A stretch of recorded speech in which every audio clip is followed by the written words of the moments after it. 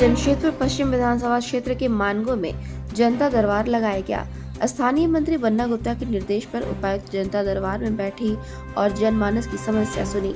सबसे ज्यादा आवेदन आयुष्मान कार्ड, आधार कार्ड में सुधार और राशन कार्ड का मामला जनता दरबार में छाया रहा।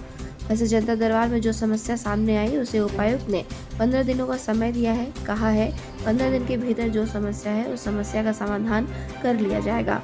साथ ही पानी की जो समस्या है उस पर भी उपायुक्त विशेष ध्यान दे रही है। हजारों की संख्या में लोग जनता दरबार में पहुंचे और उपायुक्त के सामने अपनी बातों को रखा।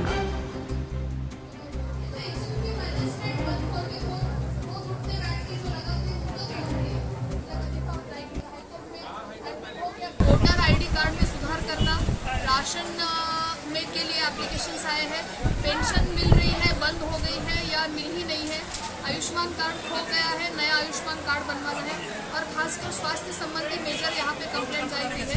एक कैंसर की गंभीर पेशेंट आई हुई है जिसको हमने मुख्यमंत्री गंभीर बीमारी के योजना के तहत अप्लाई करने के लिए उनके सारे प्रिस्क्रिप्शन के साथ बोला हुआ है ताकि हम कुछ उनको मेजर आर्थिक मदद कर सकें।